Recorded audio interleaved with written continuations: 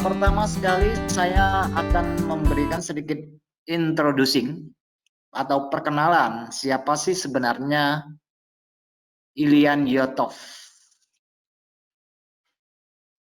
Nah, Ilyan ini adalah berkebangsaan Bulgaria. Jadi berkebangsaan Bulgaria ya, ini adalah fotonya. Nah, dia kenal dunia transaksi atau dunia pertukaran mata uang asing itu waktu di Bulgaria. Nah, ada pengalaman yang menarik bahwa orang tuanya, khusus ayahnya dari si Ilyan ini adalah bekerja sebagai penukar uang mata asing di Bulgaria. Tetapi ayahnya ditangkap karena pada waktu itu Bulgaria masih menganut sistem komunisme. Sehingga karena melakukan pertukaran mata uang asing, ayahnya dianggap sebagai pengkhianat karena ayahnya itu mempertukarkan mata uang Amerika, mata uang Inggris pounds, mata uang Jerman, dan mata uang yang lainnya yang dianggap sebagai sesuatu yang jahat. Nah, tidak berbeda jauh dengan orang tuanya. Nah, si Ilyan ini waktu mudanya, waktu di sekolah itu juga waktu masih SMA dan waktu mahasiswa juga melakukan apa yang dilakukan oleh orang tuanya. Karena menurutnya itulah cara yang paling cepat untuk menghasilkan uang. Dia juga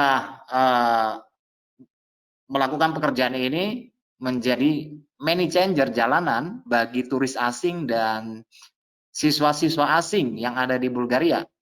Dan dia juga melakukan pertukaran mata uang di pasar gelapnya di Magura Street atau Wall Street-nya versi pasar gelapnya Bulgaria waktu komunis itu. Nah, sekarang kan apa namanya Bulgaria menjadi republik parlementer ya untuk saat ini ya. Jadi paham komunis sudah terkikis karena memasuki demokrasi. Nah, menurut Ilyan bahwa tidak ada guru yang paling baik yang akan mendidik dan mengajar disiplin yang paling bagus selain daripada kerugian yang paling menghancurkan. Jadi guru yang terbaik menurut dia adalah waktu kita mengalami kerugian. Apalagi kerugian tersebut adalah kerugian yang sangat besar dan menghancurkan. Nah, dia pernah mengalaminya. Dia katakan bahwa dia sudah berusaha dengan kerja keras melakukan perdagangan selama berbulan-bulan dan keuntungannya sangat konsisten sekali. Tetapi pada suatu saat apa yang dihasilkan dari berbulan-bulan itu hilang dalam hitungan menit. Nah, itu dia pernah mengalami seperti itu. Nah, tentunya saya akan membahas apa sih tentang quarter theory pada kali ini.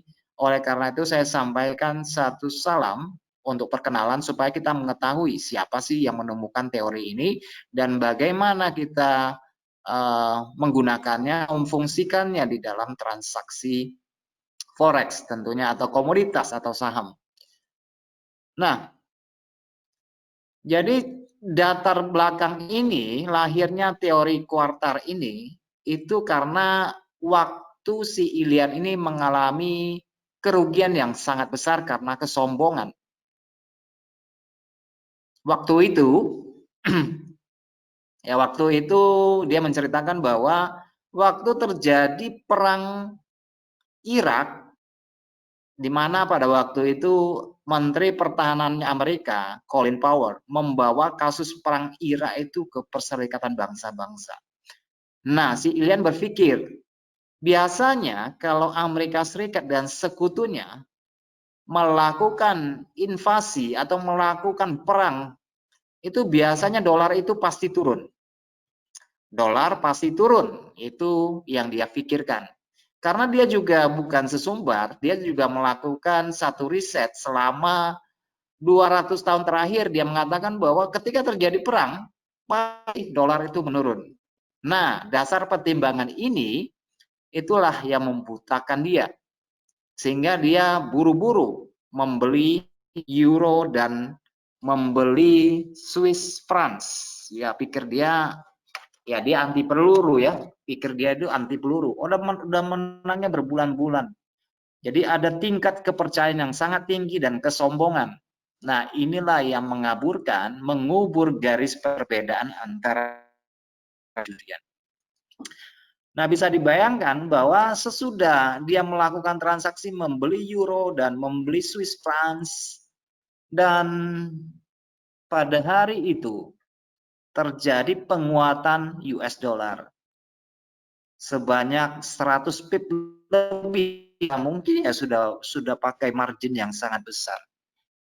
Akibatnya dia menderita kerugian yang sangat besar, sehingga dia hanya memiliki sisa-sisa akun transaksi. Dia stres, dia trauma. Tetapi dia mau berlama-lama di dalam kekacauan tersebut. Nah, disitulah baru keluar yang namanya The Quarters Theory atau teori seperempat. Itu ceritanya ya, lahirnya teori kuartal. Oke teman-teman semua, langsung saja. Ini sedikit teoritis ya. Jadi untuk pembukaan ini sedikit teoritis, mungkin belum masuk kepada strategi atau apapun. Jadi ini hanya perkenalan awal. Nah, sekarang kita masuk kepada fondasi teori kuartal. Nah, kuartal teori adalah kompas yang dapat diandalkan untuk menavigasi dari volatilitas dan ketidakpastian pasar yang sangat tinggi. Kenapa? Karena kuartal teori ini sangat teratur. Kita sangat akrab dengan teori ini, walaupun mungkin sebagian teman ada yang tahu. Kemudian dia itu sangat sistematis, dapat digunakan untuk memproyeksikan harga. Kemudian metodologi perdagangan yang memungkinkan trader untuk membebaskan dirinya dari dogma kekacauan tentang persepsi pasar yang acak. Nah, teori kuartal ini sendiri sudah ada bukunya dan itu diterbitkan pada tahun 2005, jadi berjarak sekitar dari sekarang sudah 15 tahun yang lalu. Jadi mungkin teman-teman sekalian juga sudah ada yang pernah dengar atau bahkan ada yang belum sama sekali. Oke, nah dasar teori ini sesudah kekacauan tersebut, dia menenangkan diri, kemudian dia harus bangkit pikirnya. Dan dia langsung kepada unit yang paling penting di dalam pasar, informasi yang paling penting di dalam pasar adalah harga. Ya, jadi harga adalah unit informasi yang paling dasar dan yang paling terpenting yang tersedia bagi seorang trader. Euro berapa, pound sterling berapa harganya sekarang? Nah, itu harga dulu yang ditanya. Betul demikian? Harga euro sudah sampai di berapa? Pound sterling sudah naik sampai di berapa? Harga. Itu yang paling utama. Nah, harga mewakili nilai atau value-nya moneter yang diberikan untuk barang, jasa, dan aset. Ya, katakanlah kita mau membeli jeruk, kita tanya dulu harganya berapa. Kita mau membeli daging ayam, kita tanya dulu 1 kilo daging ayam berapa. Ada harganya. Itu adalah informasi yang paling dasar dari suatu jenis dagangan. Nah, teman-teman sekalian, harga itu diukur dengan angka. Ya, pasti tahu lah, semua juga tahu kok, semua harga ya diukur dengan angka yang dikelompokkan menjadi objek matematika dalam sistem angka.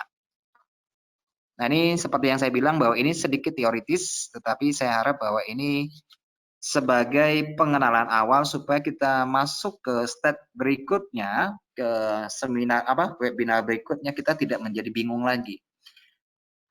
Oke. Nah, penulisan bilangan pada sistem bilangan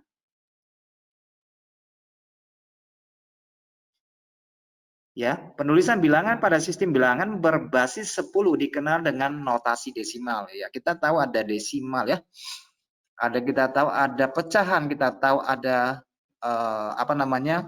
angka bulat. Jadi harga diukur dengan angka yang dikelompokkan sebagai objek matematika dalam sistem angka.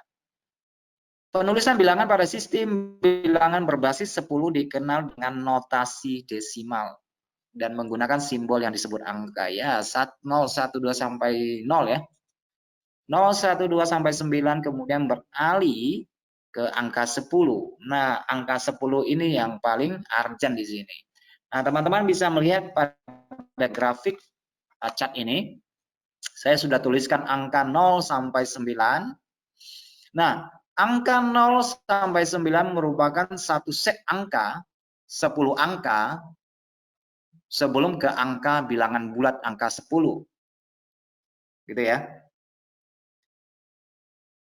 Perhatikan coba angka yang paling di sebelah kiri ada angka perpuluhan. 0, 10, 20, 30, 40 sampai angka 100.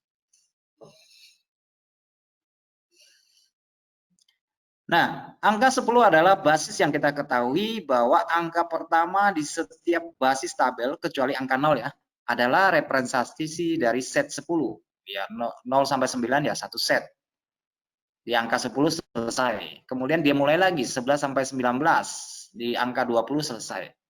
Ini adalah representasinya per set ya. Jadi kita tahunya 10, 20, 30, 40, 50, 60 dan seterusnya. Oh, ini masih gampang. Angka pertama di setiap baris tabel bilangan bulat mewakili persimbangan kritis yang menandai akhir dari himpunan sebelumnya. Ya, sedikit matematik ya, tapi nggak apa-apa karena memang kita kalau trading kalau nggak hitung angka ya lucu, nggak kenal angka ya lucu ya. Oke, jadi pada saat yang sama permulaan dari 10 bilangan berikutnya. Nah, teman-teman sekalian, angka 10 itu menandai akhir dari 10 digit pertama dan sebagai awal untuk digit berikutnya sampai ke angka 20 ke 29 selesai. Kemudian angka 30 mulai sampai 40 selesai. Satu set. Nah, karena signifikansi ini, kuarta teori memberikan nama mayor whole number ke angka pertama di setiap baris tabel bilangan bulat ya. Jadi 10 ke 20 itu adalah mayor whole number atau angka bulat sempurna ya. Gampangnya kita ngomongnya itu angka bulat sempurna.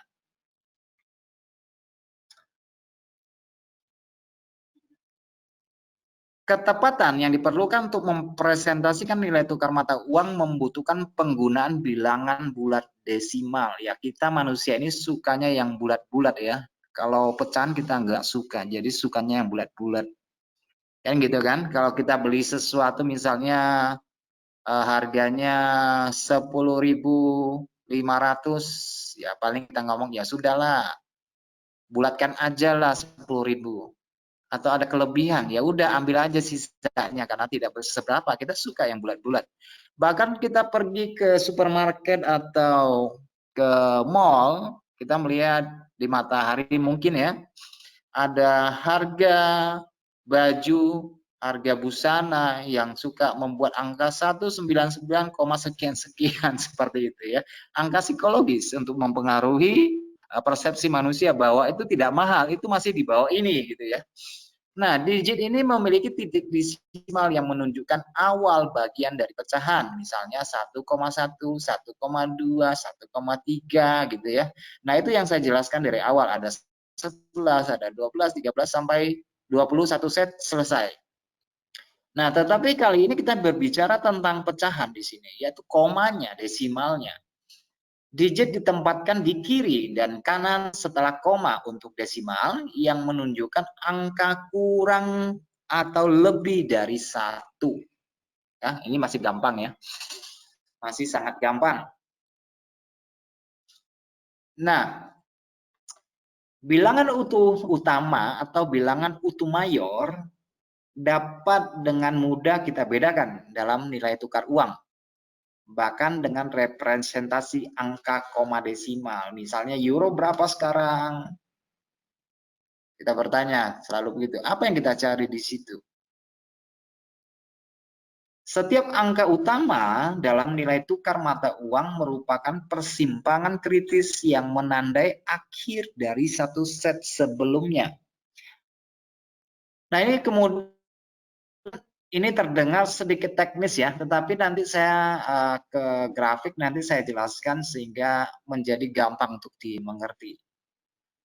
Pada saat yang sama, permulaan dari 10 angka yang baru, gitu ya. Misalnya, ini adalah Euro USD, harganya 1,2 sekian-sekian.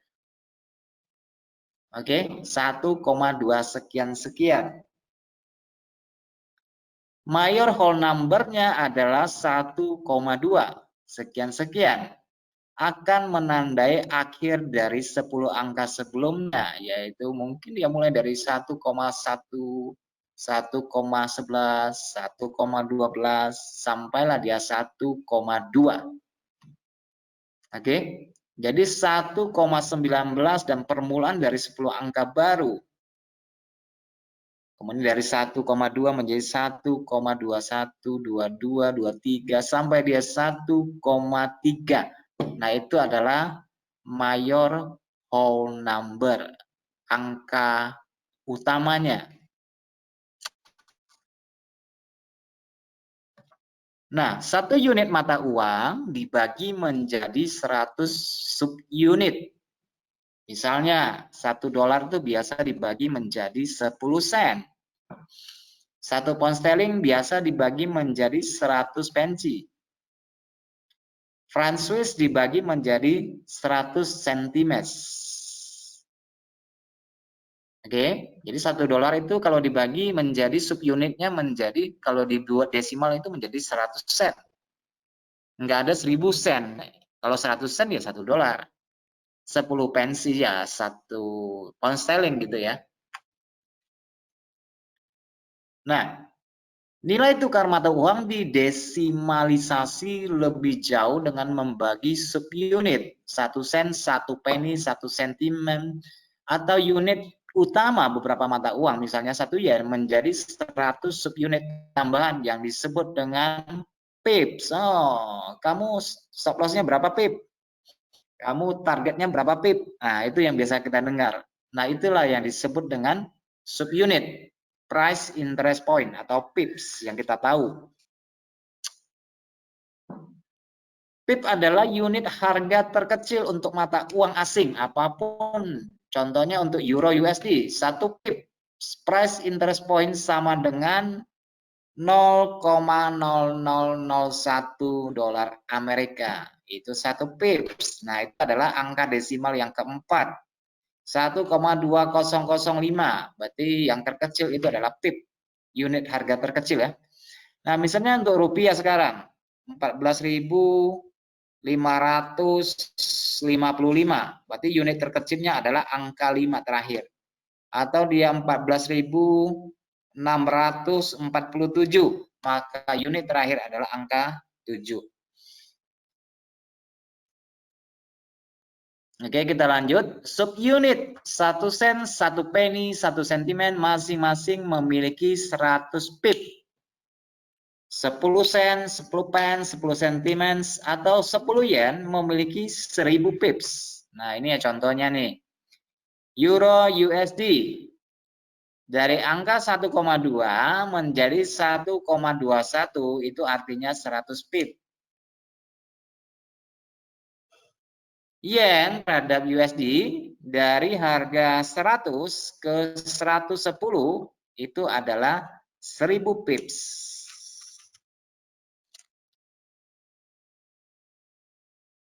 Gampang ya? Karena ini pelajaran awal nih, sebelum kita masuk kepada yang lebih berat soalnya. Teori kuartal mempresentasikan dalam kaitannya dengan pips ya, jarak 10 sen, 10 pen, 10 sentimen, 10 yen dan seterusnya antara masing-masing dua bilangan utuh itu, misalnya euro dari 1,2 menjadi 1,3 itu berjumlah 1000 pips. Oke? Gampang dong, ini soal angka hitung-hitungan.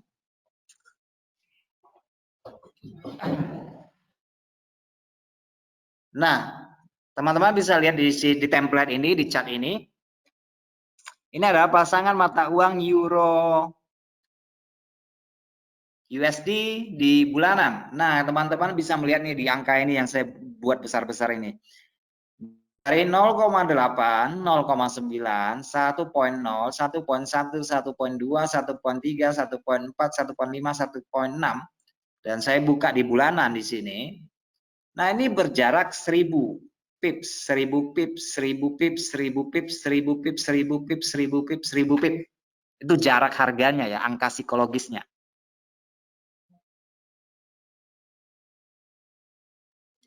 Nah, dari angka psikologis ini itu masih terbagi lagi kepada yang namanya 1 sen, 100 1 pence itu ke dalam subunit 100 pip. Misalnya 0,81, 82 sampai 90 itu terbagi dari 100 pip lagi. Nah, kita langsung saja ke dalam chartnya ya supaya kita paham tentang apa yang saya bicarakan. Karena seperti yang saya bilang ini sedikit teknis, tapi dalam prakteknya tidak seribet ini ya. Jadi simpel saja. Nah, ini adalah salah satu teori yang sangat bagus. Terus apa fungsinya di dalam transaksi? Apa gunanya sih buat saya? Nah, nanti kalau teman-teman mengikuti dari awal tentang quarter teori ini nanti baru akan ketemu clue-nya. Bagusnya di mana gitu ya. Nanti akan ketemu clue-nya. Oke, kita lihat kepada chart ya. Jadi saya tuh lebih suka langsung ke chartnya ya. Jadi enggak itu. Supaya teman-teman langsung nangkep. Misalnya sekarang saya buka chart di euro ya. Buka di euro. Sekarang euro ini mendekati angka 1,2. Nah, ini kalau bahasa enaknya ini ya, ini adalah level psikologis 1,2. Ini adalah whole number, garis whole number. Angka ini tidak akan berubah karena ini sifatnya permanen. Ini tidak berubah. 100.000 uang kertas di dompetmu tidak akan menjadi 100.001. Dia tetap 1,2 atau 100.000. Jadi garis yang saya buat ini akan bersifat sebagai permanen sampai kapanpun ya di situ. Nah, dari 12 saya turunkan 1000 pips, maka ini menjadi 11. Saya naikkan 2000 pip dari angka 11, maka dia menjadi 13. Dan saya ambil angka bulat sempurnanya di angka 1 dolar. 1 euro sama dengan 1 dolar. Karena kan ini kan euro USD ya. Nah, 1 euro 1 dolar di sini. Berarti berimbang. Kalau harga turun di bawah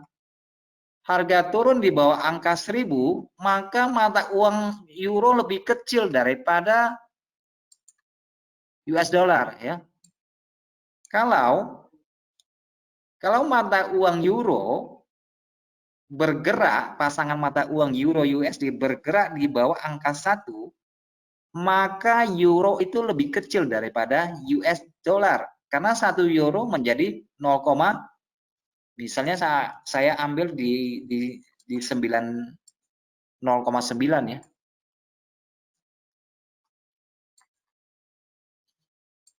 Oke. Kalau harga bergerak di bawah angka 1, artinya 1 euro sama dengan 1 dolar, itu kan seimbang jadinya. Sama-sama besar ya.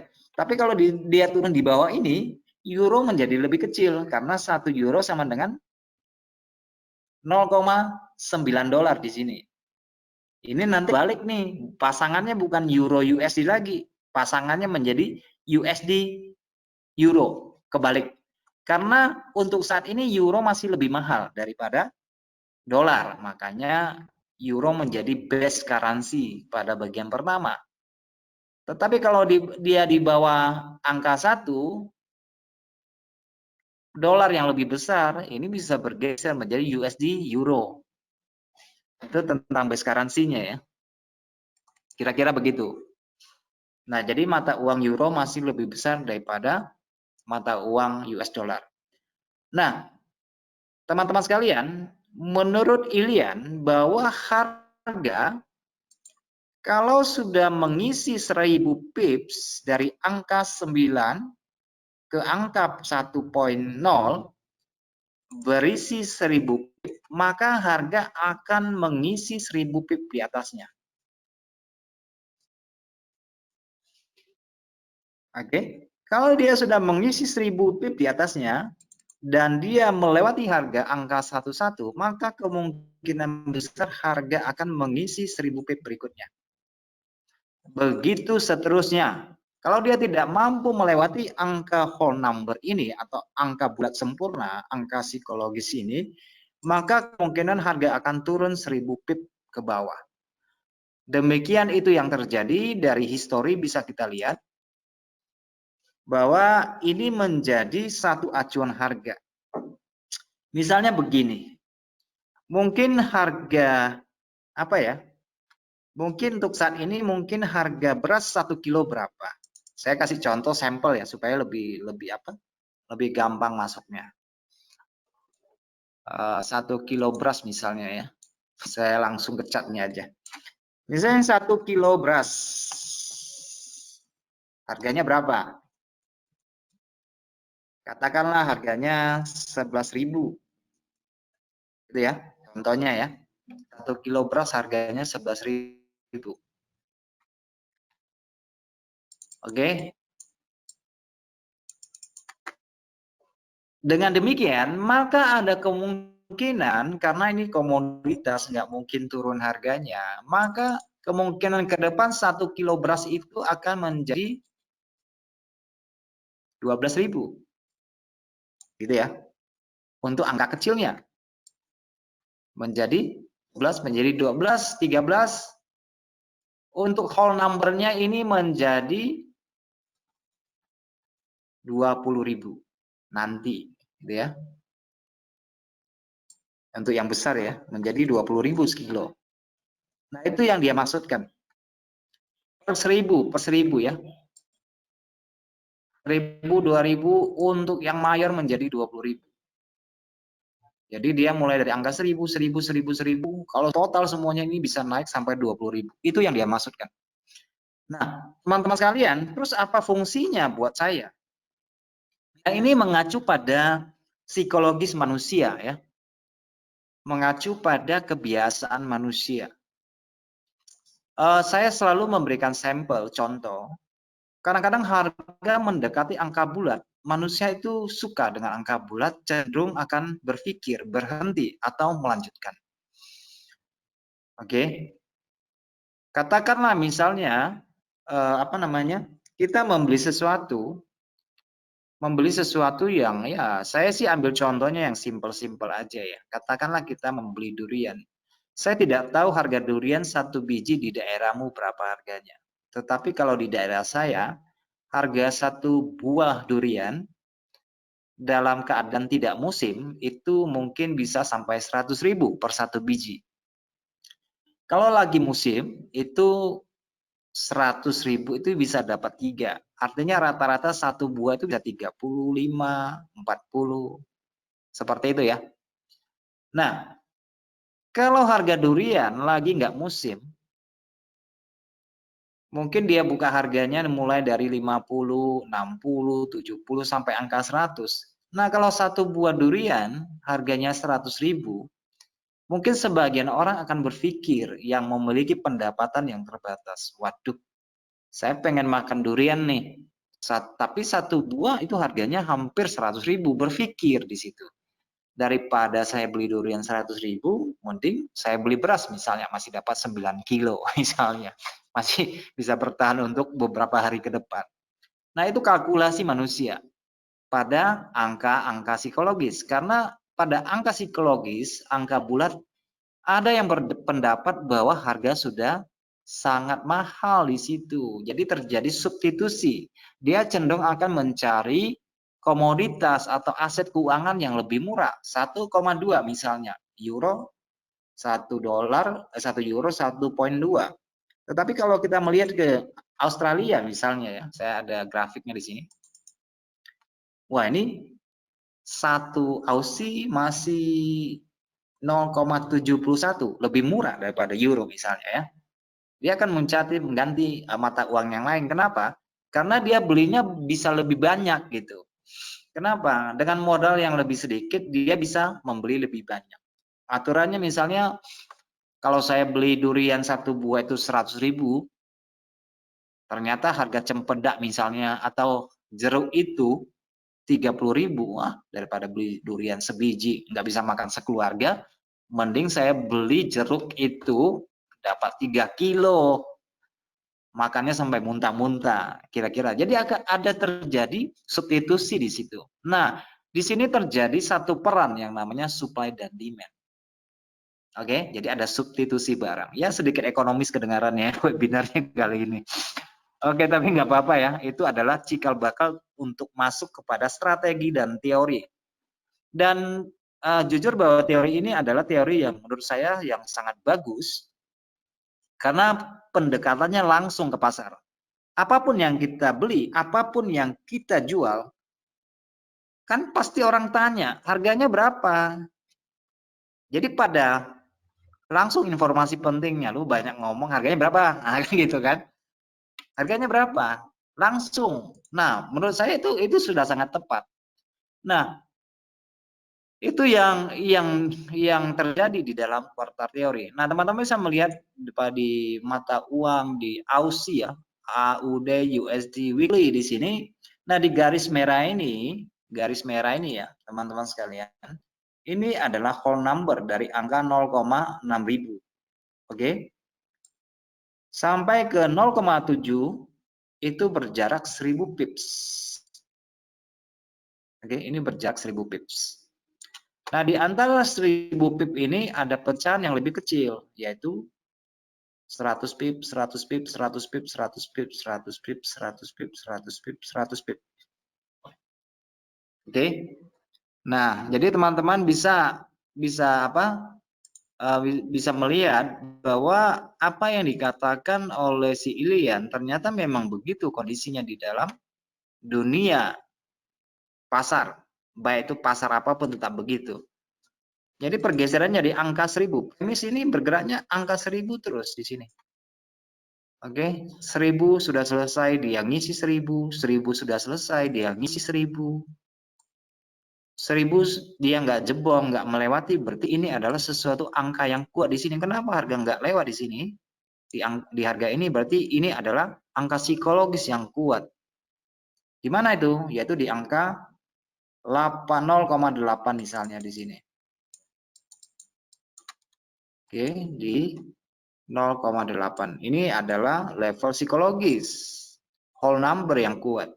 Makanya dia mundur lagi. Ternyata mundur 1000 pip juga nggak lewat. Dia naik lagi. Berarti pada bagian ini merupakan angka dua level harga yang penting di sini pada histori harga. Di angka 0,7. Di angka 7.000 di sini ya. Nah, ini dua level harga yang penting. Dan tentunya ini akan diingat orang terus. Ini akan diingat orang terus sampai dengan hari ini. Nah, teman-teman perhatikan bahwa berarti level ini menjadi level yang substansial ya untuk penargetan support dan resisten. Iya, menurut saya iya. Jadi level psikologis itu juga menandakan support resisten. Karena anggapan manusia yang mengatakan bahwa itu sudah cukup mahal atau sudah cukup murah. Nah, teman-teman bisa lihat di sini cukup lama harga bergerak di antara rentang 1000 pip di sini itu hampir 2 tahun 3 tahun ya. Kemudian harga berhasil lolos ke atas, dia ngisi 1000 pip. Sesudah lolos dia coba ngisi 1000, ternyata nggak sampai, hanya sekitar 800. Akhirnya terjadi krisis karena terlalu mahal jadinya. Krisis turun 1000, turun 2000, turun 3000. 3000 pips.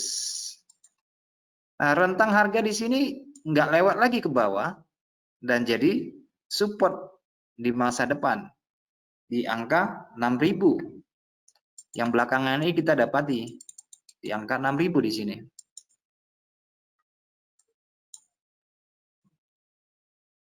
Oke, per 1.000. Kemudian harga naik lagi, turun lagi, ngisi lagi 1.000, 1.000, 1.000, 1.000 sampai di atas di angka berapa di sini? Di angka 11 whole number.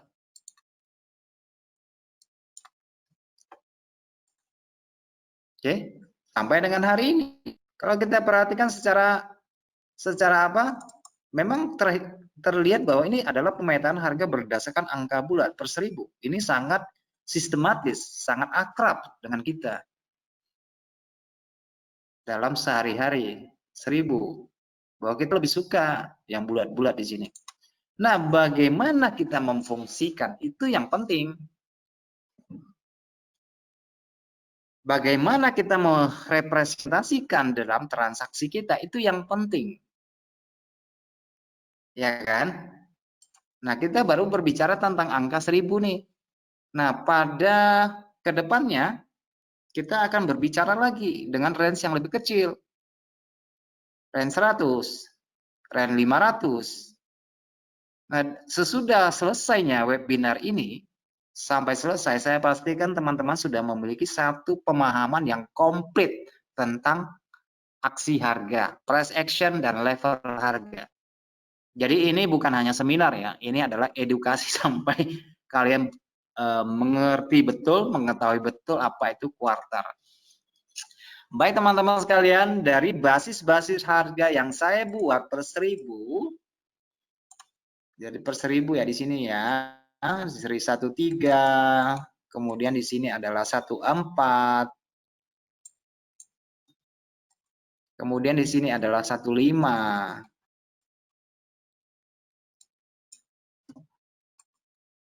Oke, di atasnya adalah 16. Oke. Kelihatan ya, jelas ya pembagian harganya ya. Di bawah sini ada 9, kemudian berarti di bawahnya adalah 8.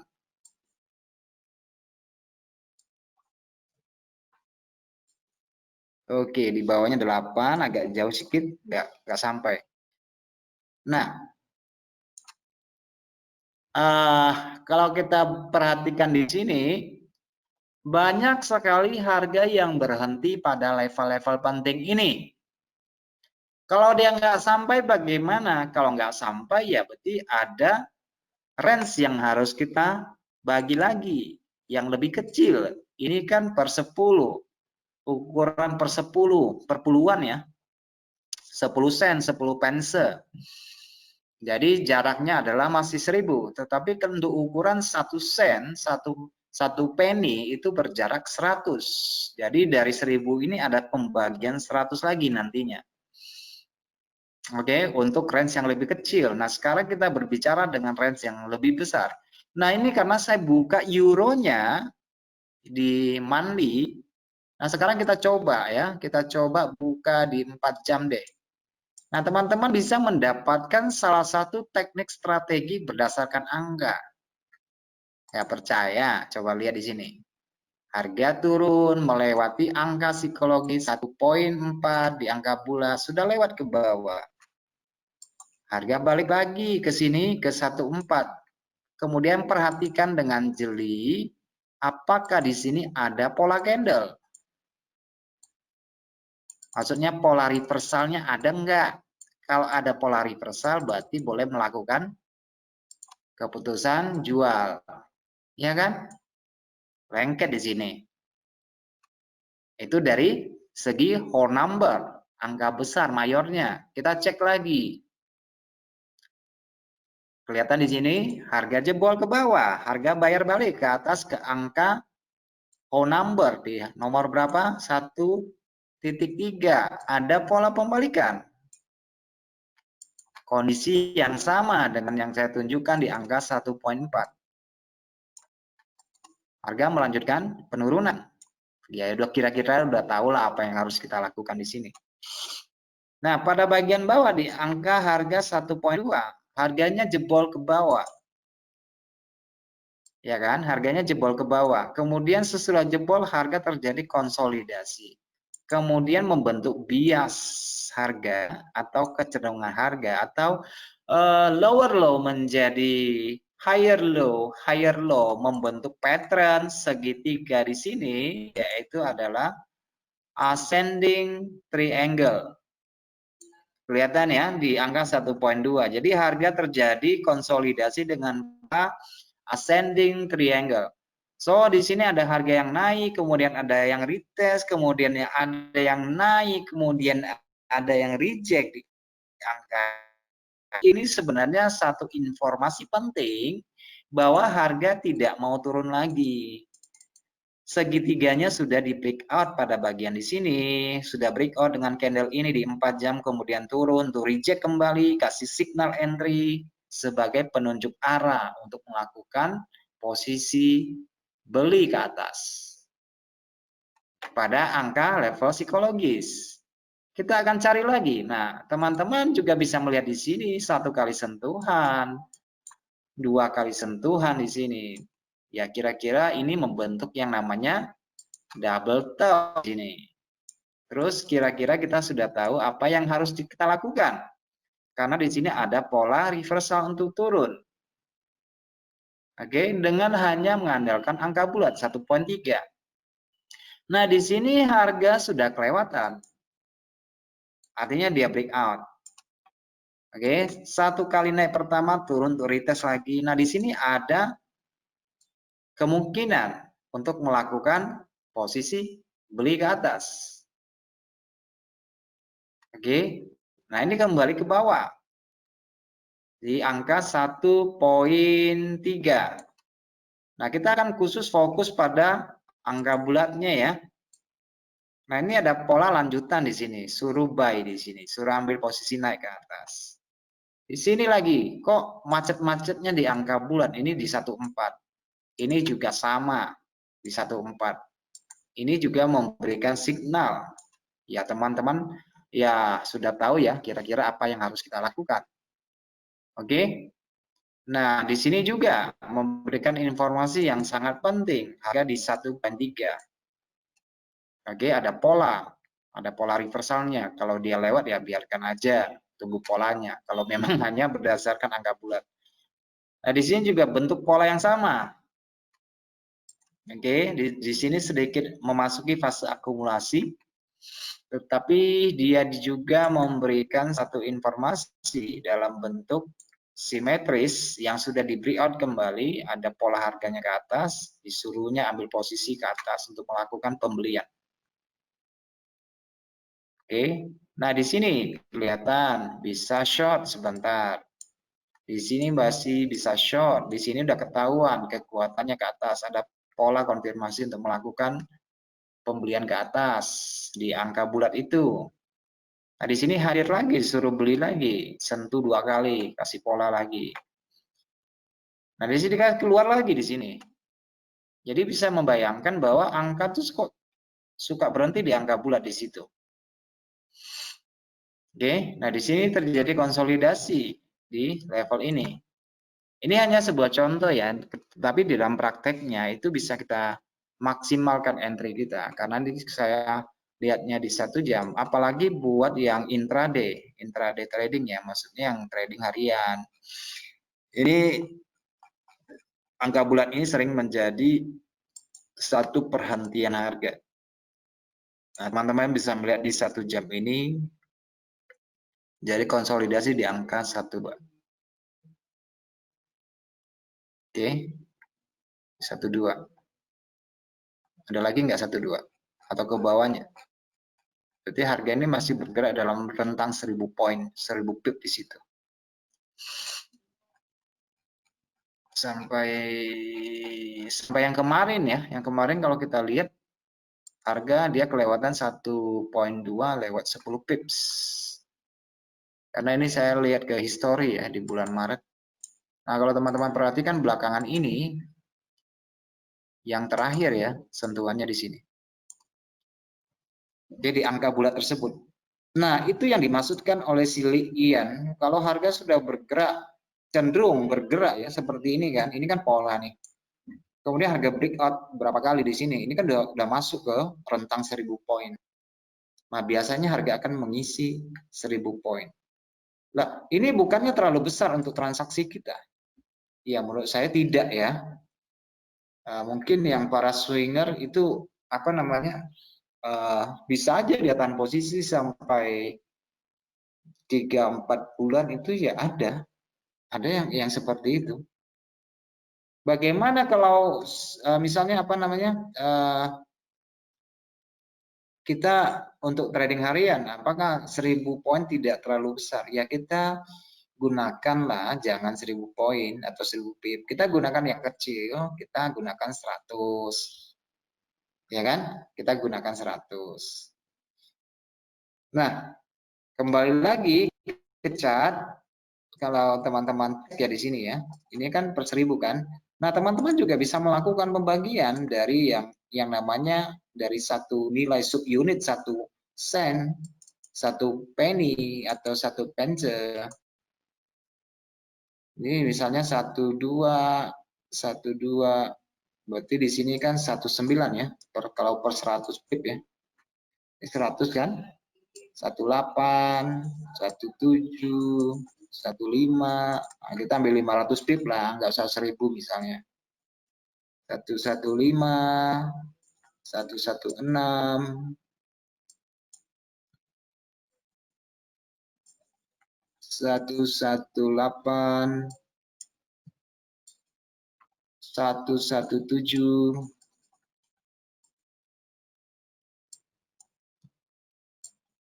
Oke. Oke, kita lihat ke time frame kecil. Perubahan harganya. Jadi saya nggak asal ngomong, kita tuh lihat fakta. Lihat faktanya ternyata memang harga mantulnya di angka bulan di 118 di sini. Ya kan? Kalau ada pola ya kita masuk. Atau yang di sini, kalau ada polanya mantul harga, bentuk shadow, ada dorongan, muncul pola ya kita disuruh buy. Di sini juga sama. Ya toh? Gimana lagi? Nah, ini udah kelewatan, muncul pola turun lagi. Nah, ini di sini juga 2 kali di angka 19 sekali kesempatan masuk. Di sini juga ada double top, suruh masuk. Jadi disuruh jebol, boleh sell nggak? Boleh, masih bisa sell kok di sini. Yang penting perhatikan level support resistennya, itu bisa dimanfaatin. Nah sini harga balik lagi, bentuk reject lagi di angka sempurna, ada pola, suruh buy lagi, buy lah. Ya nggak mutlak kita harus TP-nya itu 100, nggak mutlak. Jadi kita perbandingkan aja level-level zona support resistennya sebagai target. Jadi kita jangan mengharapkan yang angka yang harus, wah kalau kita selling mutlaknya harus 100 pip misalnya. Ya mungkin akan sampai, tetapi durasi waktunya mungkin ya bisa lama atau tidak ya. Harga kan kadang cepat, kadang enggak gitu ya. Bisa di angka sempurnanya seperti ini bisa 200 pip, ya kan? Dan di sini bisa nunggu 100 pip bisa 1, 2, 3, 4, bisa 4 hari di sini. Yang sedangkan yang ini hanya 2 hari. Jadi tergantung minat permintaan dan penawarannya. Ada yang bergerak dengan cepat, ada yang tidak. Ya ini kan dinamis ya, tergantung dari kedinamisan dan volatilitas harga harian. Jadi sangat berubah. Nah, semua angka sempurna ini adalah angka psikologis yang bisa kita manfaatin di dalam transaksi. Oke, ini semua angka psikologis. Perhatikan pola, ada rejection enggak, ada pola turun enggak, ada pola lewat enggak di sini. Ada di sini atau di sini. Kelihatan kan angkanya begitu sempurna, bisa dimanfaatin.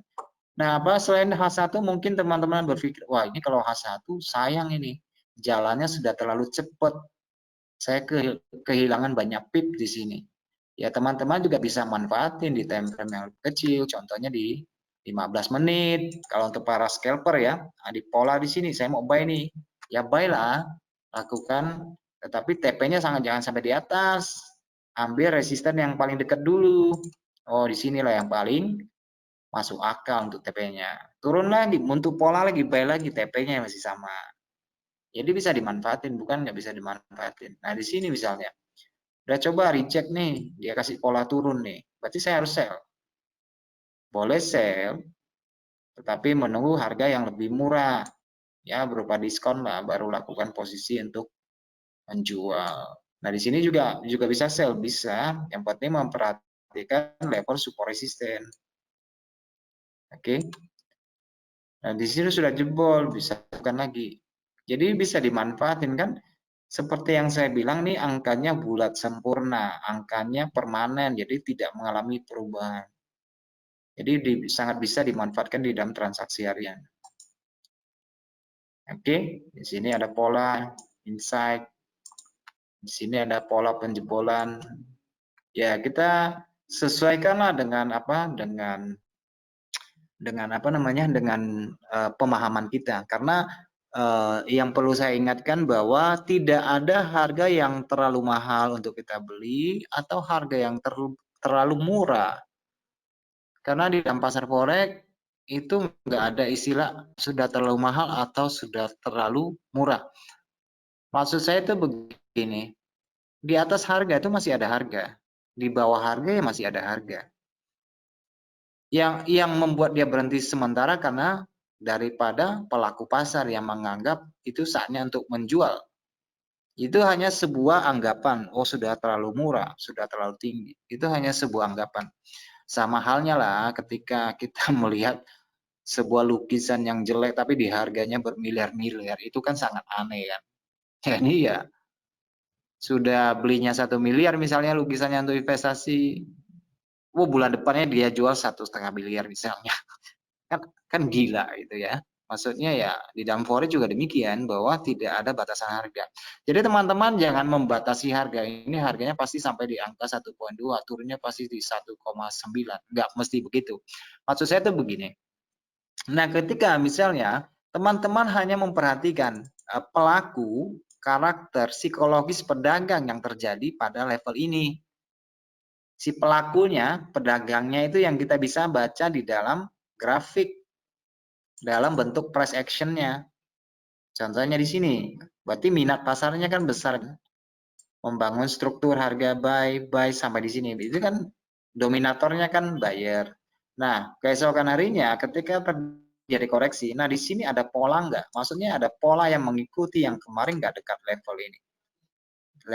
Lewat level harga nih. Kalau ada pola yang mengikuti kemarin berarti ini adalah signal lanjutan sehingga kita bisa memanfaatkan untuk berselancar tren dari yang kemarin. Lakukan lagi di sini. Oke, itu maksud saya. Dan ini bukan penjara harga ya, bukan batas harga. Sampai 116 ini pasti turun, enggak. Karena yang seperti saya bilang, tidak ada harga yang terlalu mahal atau tidak terlalu murah untuk kita beli.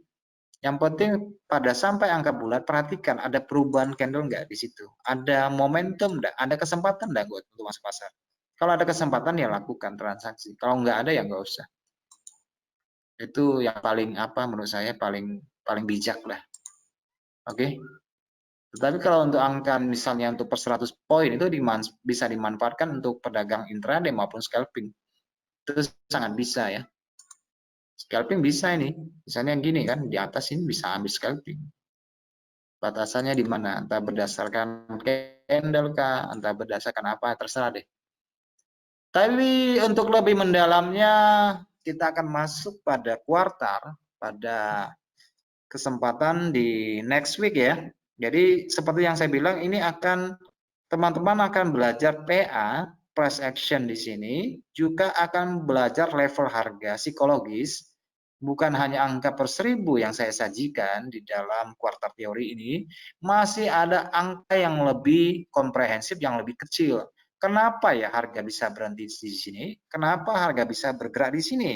Kenapa harga itu bolak-baliknya di sini? Ada level harganya. Kenapa? Nah, itu akan saya sajikan pada next webinar. Dan itu materinya nanti semakin mendalam dan semakin mendetail. Dan nanti yang saya sampaikan itu saya aplikasikan di dalam chat langsung supaya apa yang saya sampaikan teman-teman langsung bisa memahami.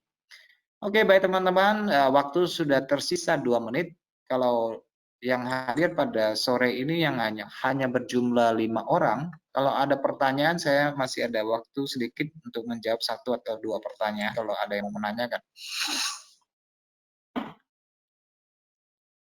Oke, saya memberikan kesempatan. Kalau ada yang mau ditanyakan dari penjelasan saya tadi, ada yang kurang paham atau apa, boleh ditanyakan. Jadi saya terbuka aja, kalau mau tanya langsung.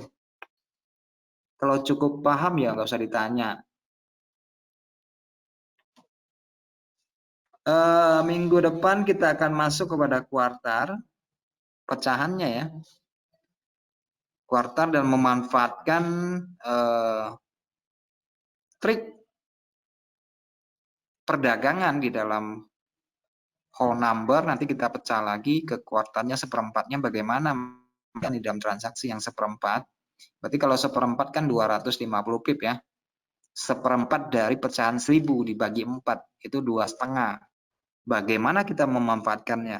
Nanti dari yang 250 pip itu nanti kita pecah lagi menjadi separuh misalnya atau menjadi sepertiga nanti. Nah, itu difungsikan untuk transaksi harian, transaksi scalping, hybrid trading, swing trade, semuanya bisa masuk. Jadi di dalam quarter theory ini, gaya tradingnya bisa mencapai puluhan jenis cara transaksi. Mau scalping ayo, mau intraday ayo, mau swing ayo, mau positioning ayo. Jadi ada, kalau dibagikan sekitar puluhan gaya trade-nya bisa kita manfaatkan di dalam quarter theory. Dengan hanya memanfaatkan pembagian level harga dan price action. Nah, teman-teman yang tidak terlalu akrab dengan price action, yang tidak terlalu akrab dengan hanya candle-candle bulat seperti ini. Nah, saya ada kesusahan di situ misalnya, saya mau pakai indikator, bisa dimanfaatkan di sini. Tetapi inti daripada seminar ini adalah saya memberikan edukasi bahwa apa yang saya sampaikan itu adalah sesuatu yang bisa diaplikasikan dan dapat dipertanggungjawabkan. Sehingga saya tidak asal aja memberikan materi. Jadi sebelum saya melakukan ini, saya sudah melakukan riset, juga melakukan praktek langsung untuk apa yang akan saya sampaikan ini. Oke, saya pikir tidak ada yang bertanya ya. Ini ada 4 orang, ada Mas Arief, ada Leni, ada Denny, Mas Denny, Mas Wijaya. Salam buat teman-teman yang sudah hadir. Terima kasih untuk waktunya. Dan jangan lupa untuk webinar ke depan masih quarter teori, mungkin sampai akhir ya. Nanti karena ada aplikasi bagaimana penggunaan indikator di dalam quarter juga ada. Bagaimana kita menggunakan indikator sentimen untuk mengetahui sentimennya ini lebih sentimen positif atau negatif di dalam pasar itu nanti ada. Jadi paket komplit sih sebenarnya di sini. Oke, terima kasih buat teman-teman yang sudah hadir. Salam buat semuanya dan kita akan jumpa pada hari yang sama Senin pukul 5 sore. Oke, salam profit dan sampai jumpa.